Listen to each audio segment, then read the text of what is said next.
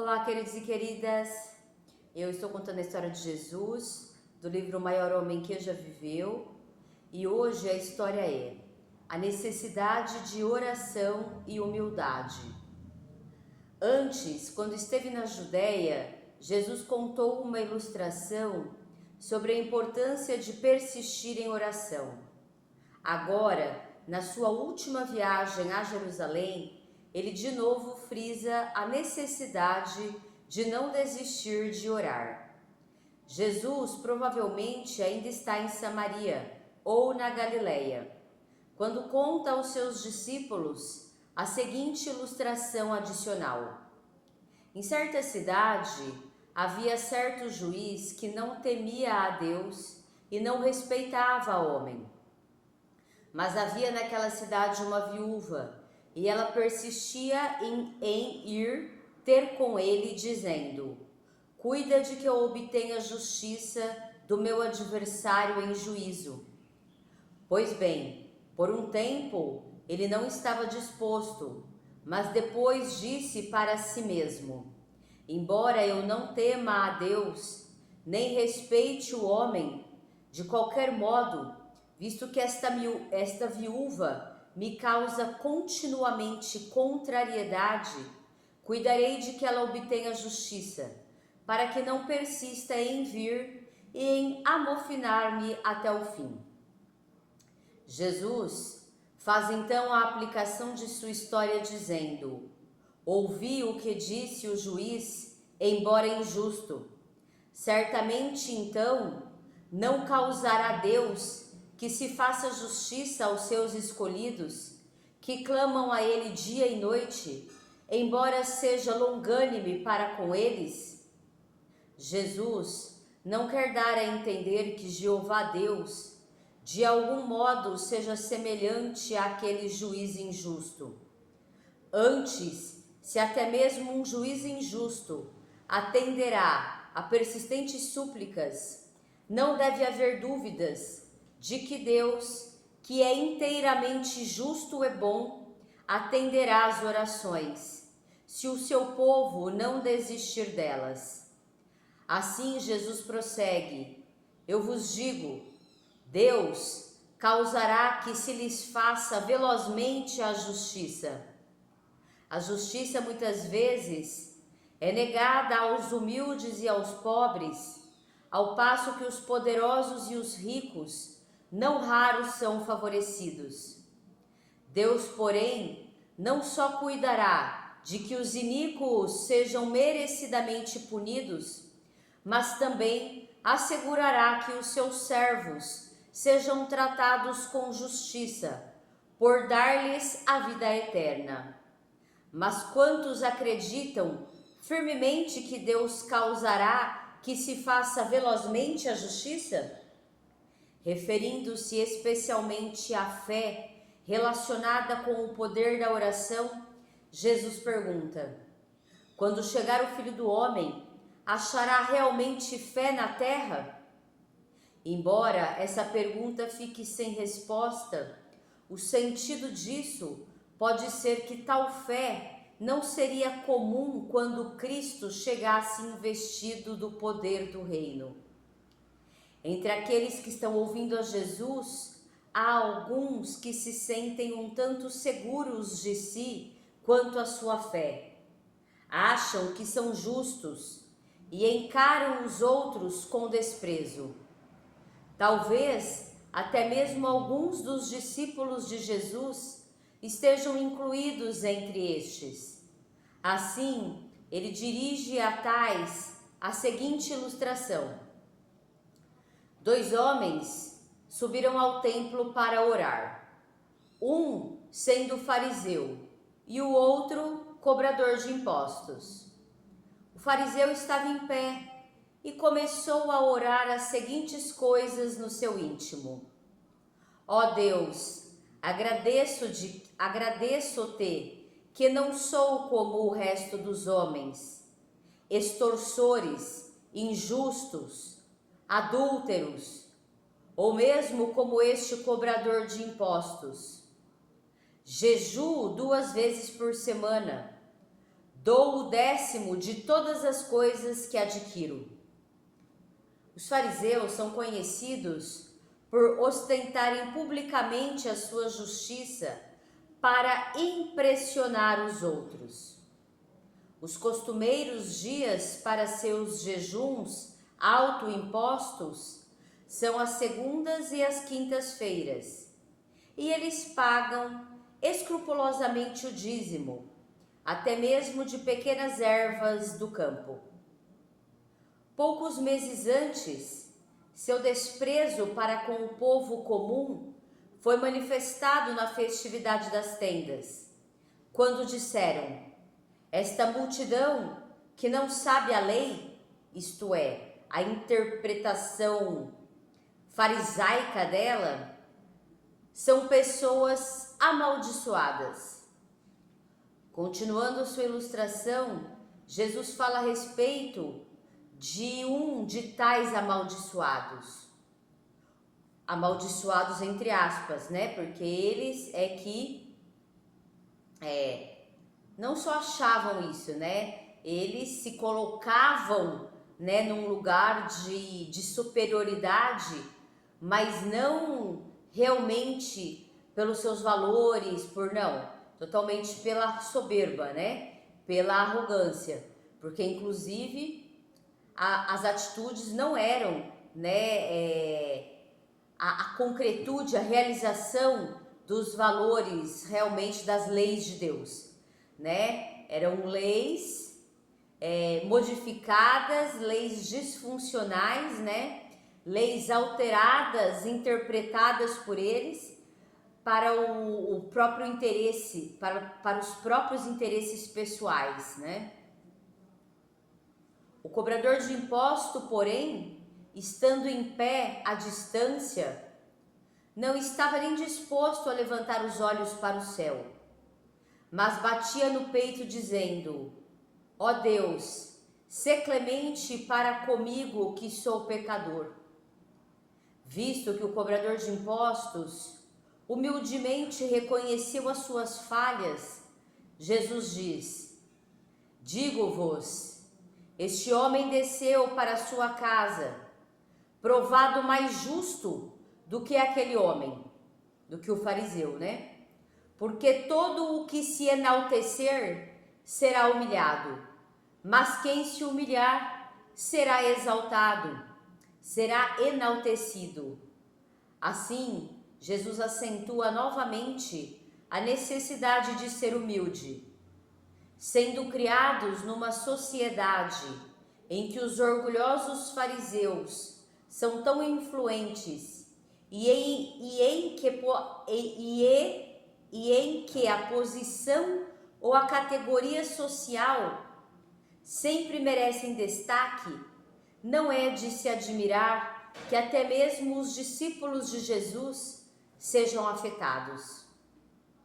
Não obstante, que excelentes lições de humildade ensina Jesus.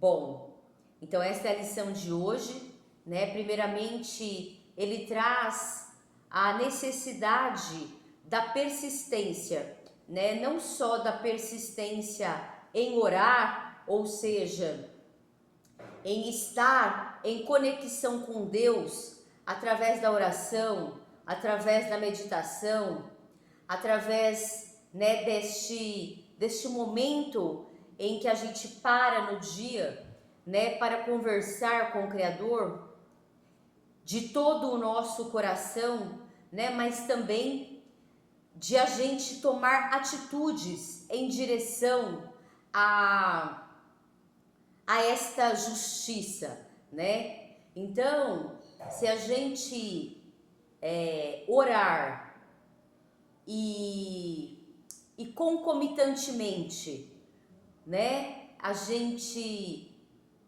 ir buscar, né, os ensinos, os conhecimentos necessários para que eu transforme aqui, né, o que tem dentro, o que está de negativo, né, o que está de equivocado, né, a gente o que tem de medo aí, medos que são mentirosos, né, e que nos contaram ali na infância, né,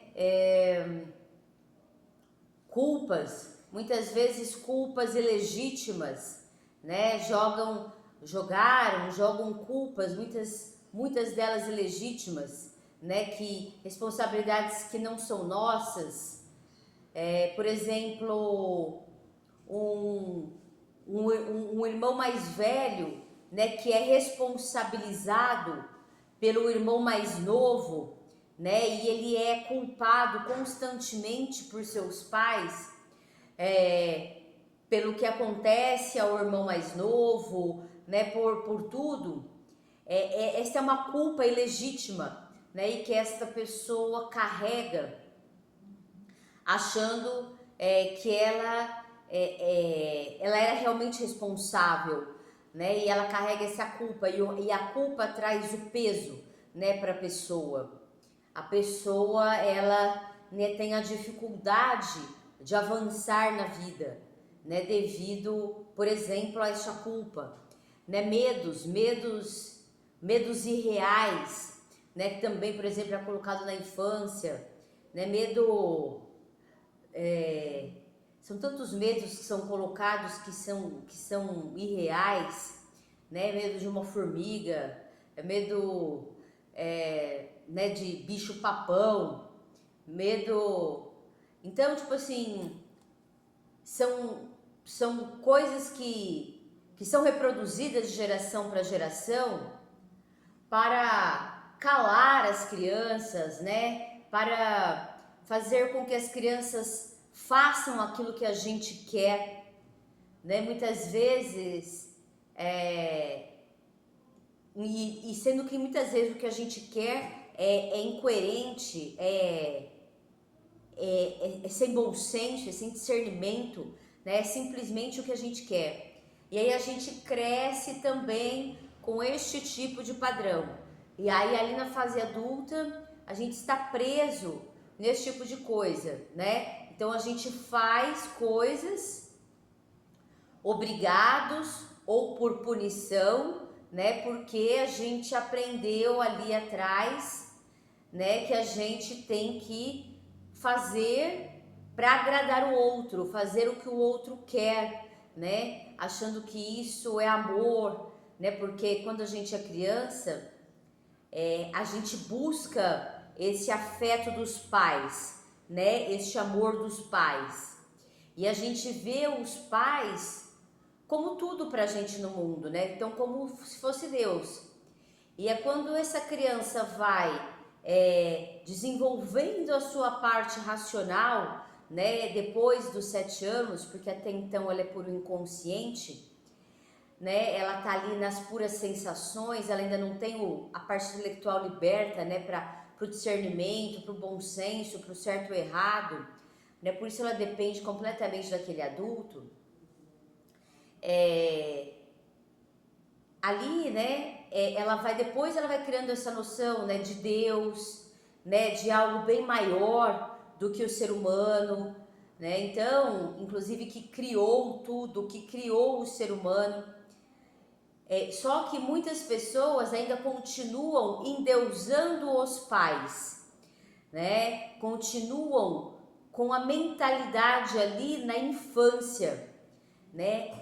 Quando Jesus fala da gente ser puro como crianças, não é para a gente continuar numa mentalidade infantil, né? É a pureza do nosso coração, ou seja, que o nosso coração esteja aberto para as mudanças, né, necessárias, para a libertação dessas culpas, desses medos, né, que foram ali colocados na infância, para a libertação de mágoas e de ressentimentos, também pelo que a gente viveu principalmente na infância, né? A gente vive muitas decepções, muitas frustrações, né? Depois na adolescência também, é que na infância é o maior, né? Porque a criança ali, ela é por inconsciente, né? O adolescente, o jovem, por mais que ele não tenha a consciência ainda plenamente formada, né? Essa parte racional, ele já tem, né?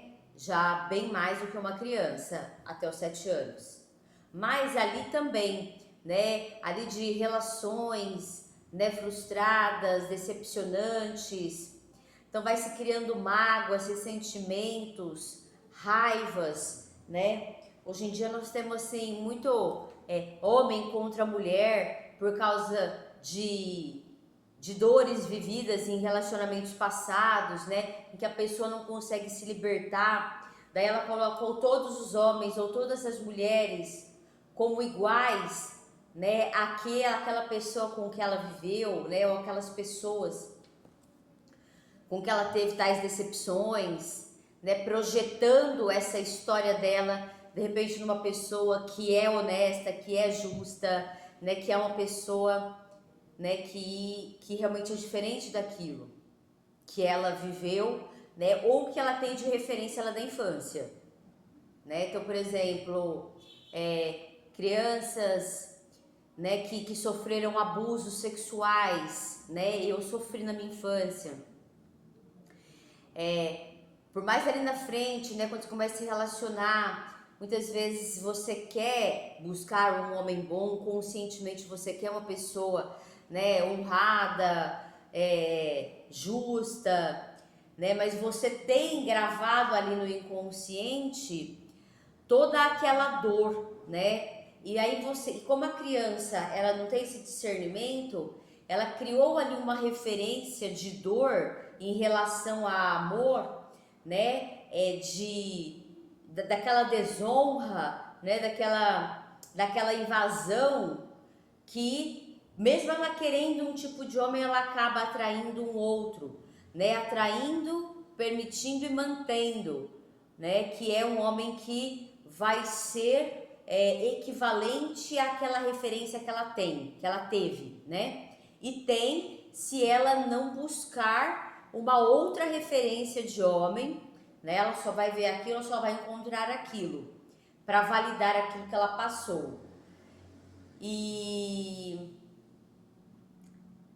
aí, né, a gente fica preso se a gente não vai atrás de buscar esta verdadeira justiça. Porque buscar a verdadeira justiça é a gente orar, né, tá nessa confiança com Deus, nessa conexão com Deus, a gente buscar o conhecimento, o autoconhecimento para a cura dessas feridas emocionais, né? Então, ver o que aconteceu com a gente, o tanto que impactou a nossa vida e o que a gente então vai fazer para sair desta situação, né? Então, eu não vou mais, por exemplo, neste exemplo, eu vou mais manter homens assim na minha vida, não vou mais permitir, né? Eu vou buscar uma outra referência de homem, né? Um homem honrado, um homem justo, um homem honesto, né? Para eu ver que existe sim, né? E senão a gente fica preso ali só naquilo.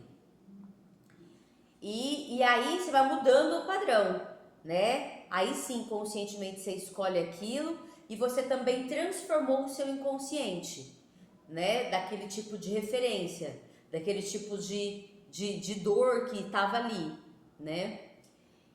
E não só buscar o tipo de referência, mas se libertar desta dor, né? Dessas dores, dessas mágoas, desses ressentimentos, desses sentimentos de injustiça, né? Porque quem sofreu abuso sexual, abusos emocionais, né? Psicológicos, carregam geralmente esse sentimento de injustiça, porque é injusto, né? Uma criança, ela é vulnerável, ela é indefesa, né? Ela precisa ser protegida. E aí a criança, ao invés de ser protegida, ela é invadida, né? Ela é obrigada àquilo, ela é covardemente violada, né? Então, ela carrega esse tipo de sentimento e vai ter que existir, né, um olhar realmente de que existe sim a justiça, que existe sim Deus, né, e que existe também a minha parte que eu preciso fazer, que é me libertar disso, né? Eu vou ter que olhar para isso, eu vou ter que conversar muitas vezes com as pessoas, meus pais, né, pessoas que deveriam ter me protegido e não me protegeram, né? Eu vou ter que se essa pessoa ainda, por exemplo, estiver viva, né, vai ter que ter a disciplina, né? Apesar de ter o perdão aqui dentro de nós, isso não exime a pessoa que fez da disciplina, né? Da consequência do que ela fez, né? Então, se fazer sim a denúncia, né, para que essa pessoa também não repita, né, aí livremente com outras, né? Então tem que existir a libertação dentro, mas também a disciplina fora, né? E geralmente quando a libertação ocorre dentro, né, a gente fica muito mais livre para que ocorra a disciplina, né, a justiça fora. Então que a gente não deixe de buscar este caminho, né, da libertação das amarras emocionais, das prisões mentais, de relações totalmente disfuncionais, né? Por mais que sejam nossos pais, nossos irmãos, amigos, parentes, né? Tem que existir uma conversa franca, justa, né? Sem agressões, sem julgamentos ou críticas, mas de resolução, né, de retratação de quem tinha a responsabilidade de proteção e não protegeu, né, um sinto muito pelo menos, né, tem que existir realmente, vamos dizer, como Jesus traz, né, o verdadeiro arrependimento, né, e a verdadeira resolução, né, dentro e fora. Tudo bem que tem muitas vezes que fora, nas relações, a gente não vai conseguir, nas conversas, buscando aí essa resolução nas relações, às vezes a pessoa não está preparada para aquilo, né? E ela não vai se retratar, ela, né, vai fingir que nada aconteceu, ela vai, né, querer que você continue calada, né, que você se cale, que você continue com... Então, tipo assim, só que daí você vai ter que entregar o que ela acha pra ela, entendeu? E você não vai permanecer fazendo isso, né? Você não vai permanecer se calando, fingindo que nada está acontecendo, né? E vai buscar, sim, se proteger, se defender e a justiça, né, da forma não de vingança, né, mas da forma que tem que existir, né, a verdadeira justiça. E logo depois, né, desta lição, né, e desta ilustração da verdadeira justiça, né? Porque não adianta a gente também achar que Deus, a gente orar, e a gente achar que Deus vai vir e vai fazer a justiça. A gente tem que percorrer o nosso caminho também, né? Porque, tipo, se eu ficar no sentimento de injustiça, sem eu entrar nesse caminho de desenvolvimento pessoal, para que eu me livre dessas prisões emocionais, para que eu me cure de toda essa dor, né? Para que eu mude conceitos de amor, né? Que mude a mentalidade, conceitos de amor, que eu coloque Deus acima de tudo, né? Entenda que meus pais são seres humanos, passíveis de muitos erros. Enquanto eu não buscar essa consciência, essa libertação das prisões emocionais, né?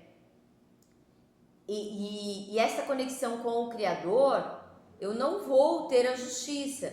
Enquanto eu ficar vibrando na injustiça, com aquele sentimento ali ainda preso, não conseguindo me colocar, né, não mudando as minhas atitudes, o meu comportamento, né, em relação a isso, mas me posicionando com clareza, com respeito, eu também não vou mudar a minha realidade, né? Então precisa existir esta ação, né, da nossa parte. E aí, né, é o que ele fala aqui. E firmemente Deus causará que se faça velozmente a justiça, né? E depois ele traz, né, aí a lição aí, né, da verdadeira humildade, né?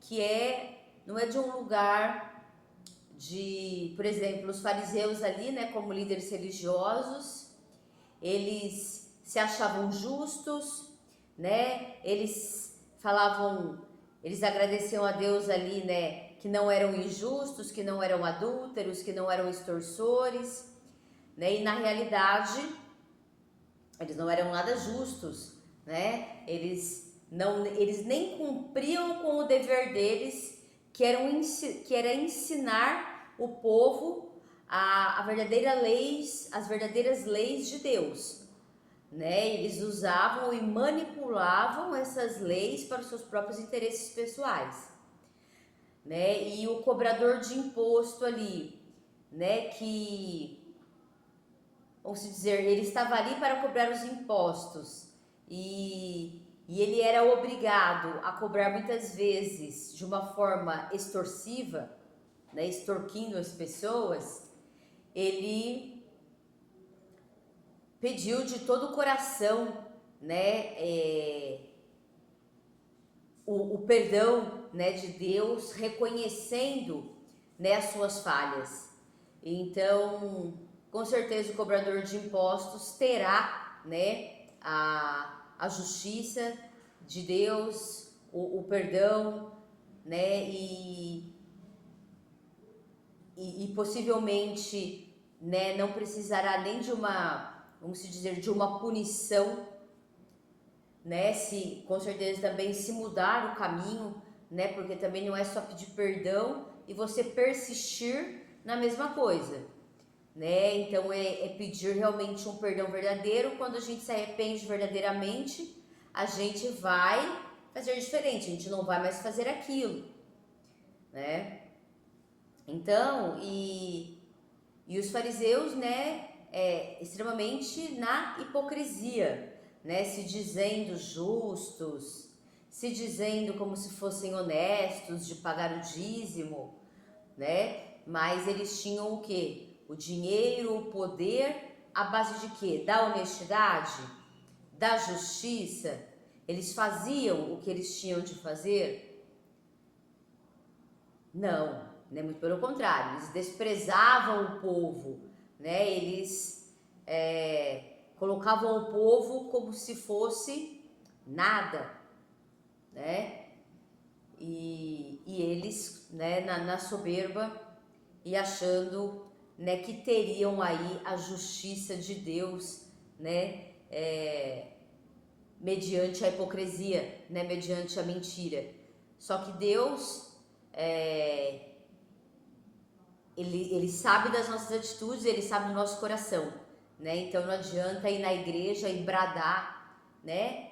Que você é justo, que você é humilde, que você é isso, que você é aquilo, que tipo, Deus sabe muito bem, né? O que você emana, né, do seu coração. Então, né, e ele até mostra, né, ele fala assim, que ele fala claramente, né, como a formação das pessoas, né, mediante as crenças da sociedade, religiosas, né, interferem grandemente, né, que eu acabei de falar, aqui naquela infância, a construção, a formação que você carrega para uma vida, né, que até os próprios discípulos dele, né, ali há praticamente 3 anos com ele, né, nos ensinamentos mais puros, verdadeiros, né, e honestos, poderiam ainda cair nesse tipo de conceito, de vaidade, né, achando que os fariseus seriam realmente justos, né, e o cobrador de impostos não, né? Então, por exemplo, então é uma crença tão enraizada, né? E são essas crenças enraizadas e equivocadas que a gente precisa transformar. E é a partir deste coração puro e aberto, a partir de buscar o conhecimento e o conhecimento verdadeiro, né? E o autoconhecimento e a consciência é que a gente consegue fazer essa transformação. Então, daí a gente consegue, né, abrir o nosso coração para o desenvolvimento das virtudes, abrir o nosso coração para a gente realmente reconhecer nossas falhas, abrir o nosso coração para a gente curar essas feridas aí emocionais, né, da infância, da vida aí, sem julgamentos, né, sem críticas, para verdadeiramente se libertar, né, e separar o que é meu e o que é do outro. Então, se a pessoa não quer se retratar, se a pessoa não quer reconhecer, se a pessoa não quer mudar, tudo bem. Vim, conversei com você, trouxe clareza, né? Trouxe aí para que houvesse um entendimento, para que houvesse uma resolução.